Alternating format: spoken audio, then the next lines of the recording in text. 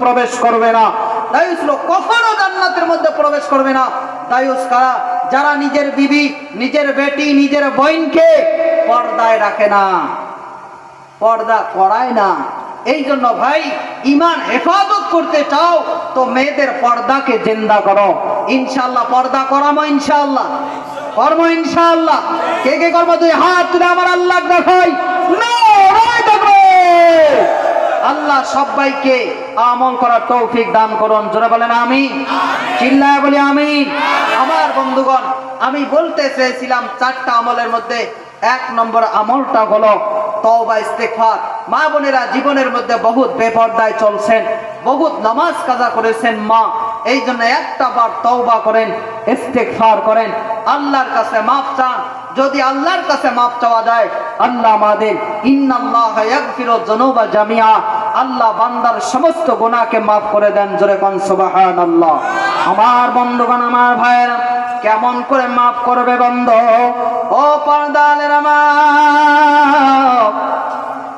জামানার পয়গম্বর ছিল হযরতে মুসা আলাইহিস সালাতু ওয়াস সালাম। হযরতে মুসা আলাইহিস সালাতু ওয়াস সালাম উনার জামানার মধ্যে এক সময়ের ভিতরে আসমান থেকে বৃষ্টি পড়া বন্ধ হয়ে গেল। আসমান থেকে বৃষ্টিটা বন্ধ হয়ে গেছে। বন্ধ, জমিনের মধ্যে ঘাসপালা গজায় না। মরুভূমির মধ্যে ওই জায়গার ভিতরে এমন সময় হয়ে গেল, গ্রামের মধ্যে পানি নাই, পানি নাই। সমস্ত মানুষ পানির জন্য হাহাকার হয়ে গেল।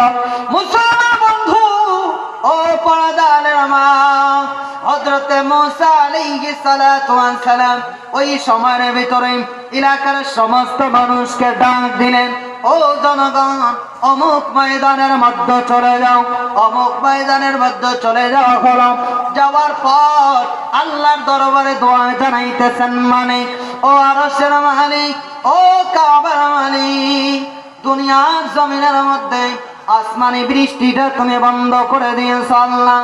ও গো মালিক, যদি আসমান থেকে বৃষ্টির ফয়সালা না করো আল্লাহ, এই জমিনের মধ্যে ঘাসপালা কিছু গাজাবে না, মানুষগুলো অনাগারে থেকে যাবে, মানুষগুলো বাঁচবে না, তোমার মাখলুক গুলো বাঁচবে না আল্লাহ। আল্লাহ, আজকে সমস্ত জনগণ এই জায়গায় উপস্থিত হয়ে গেছে, মাবুদ গো, আমার দোয়াটা তুমি কবুল করে নাও। আল্লাহ ডাক দিয়ে বলেন, মুসা, ও মুসা রে, দুনিয়ার জমিনের ভিতরে তুমি যে দোয়া করতেছো, তোমার ওই দোয়ার মাজমার মধ্যে এমন একজন বান্দা আছে, যেই বান্দাটা জিনা করেছে। মুসা রে, ওই গুনাহগার বান্দাকে যতক্ষণ পর্যন্ত তুমি ওই মাজমা থেকে বাহির করো নাই, অতক্ষণ পর্যন্ত আমি আল্লাহ তোমার দোয়া কবুল করব না। হযরতে মুসা আলাইহিস সালাতু ওয়াস সালাম দোয়া করা বন্ধ করে দিলেন।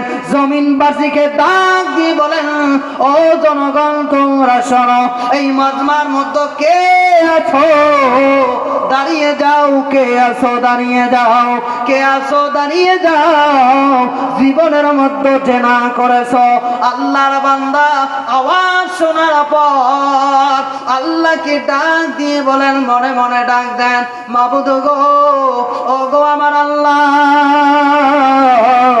আমি জেনা করেছি, দুনিয়ার কোন মানুষ জানে না। মাবুদ গো, তুমি ছাড়া দুনিয়ার কোন মানুষ আমার গুনার খবর জানে না। মাবুদ, এই জীবনের মধ্যে তওবা করতেছি আল্লাহ, আমি আর জীবনে কোনো গুনার কাজ করব না।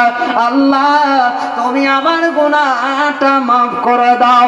কারণ আল্লাহ, হযরতে মুসা এমন রাগী মানুষ, যদি দাঁড়িয়ে যায় হযরতে মুসা হয়তো টেনে 2 টুকরো করে দেবে। আল্লাহ গো, হয়তো মানুষ আমাকে থুতু নিক্ষেপ করবে, মানুষ আমাকে শরম দিবে। ও গো আমার আল্লাহ, এমন করে বলতে বলতে বন্ধ কানতে কানতে চোখের পানি নাকের নিচ পর্যন্ত আসা শুরু হয়ে গেল। ওই সময়ের মধ্যে আল্লাহ বলেন, বান্দারে তুমি গুনাহ করার পর তওবা করেছো, যা যা তোমার গুনাহটা আমি আল্লাহ মাফ করে দিলাম। জোরে বলা যাবে না সুবহানাল্লাহ? নারে তাকবীর, নারে তাকবীর। মৌলানা আব্দুল বাতের আনসারী সাহেব কি, মৌলানা আব্দুল বাতের আনসারী সাহেব কি জিন্দাবাদ। ধরে কোন মৌলানা আব্দুল বাতের আনসারী সাহেব কি? নারে তাকবীর, নারে তাকবীর। আমার বন্ধুগণ, ওই সময়ের ভিতরে আল্লাহর বান্দা কান্না শুরু করে দিল। কানতে কানতে চোখের পানি ফালায়। হঠাৎ করে বন্ধ আসমান থেকে ওই পানিটা জমিনের মধ্যে পড়ে গেল। হযরতে মূসা ডাক দিয়ে বলেন, মাবুদ আপনি তো এখন বলছেন, আল্লাহ আপনি তো এখন আমাকে বললেন গুনাহগার বান্দা যতক্ষণ পর্যন্ত বাগির হয় নাই অতক্ষণ পর্যন্ত আমার দোয়াটা কবুল করবেন না, আসমান থেকে পানির ফয়সালা করবেন না। আল্লাহ গো, ওই মানুষ তো এখনো বাগির হয় নাই, কিন্তু আসমান থেকে কেমন করে বৃষ্টিটা জমিনের মধ্যে পড়ে গেল।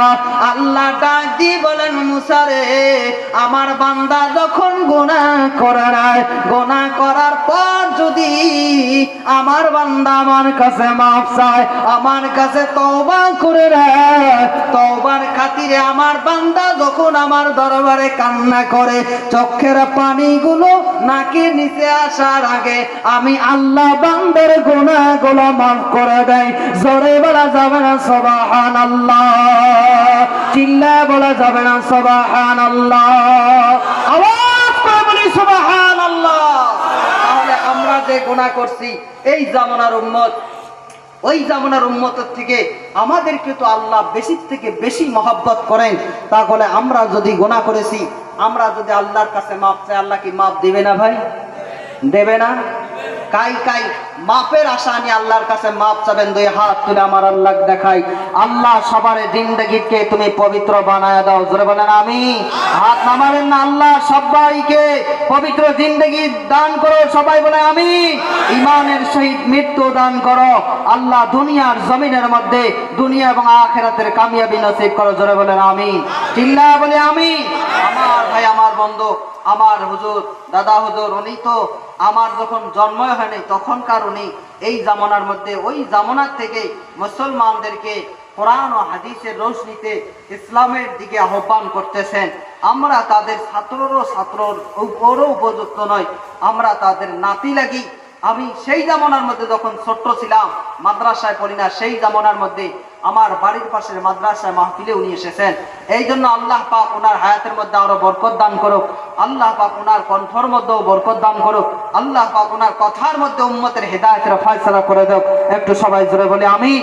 তো আমি এতটুকু বললাম, এই বলার মধ্যে যদি কোনো ভুল ত্রুটি হয়ে যায়, আপনার সন্তান এবং ভাই মনে করে আল্লাহর ওয়াস্তে ক্ষমা করে দিবেন, এতটুকু আশা রেখে ইনশাআল্লাহ আমি আপনাদের সম্মুখ থেকে আমি বিদায় নিলাম।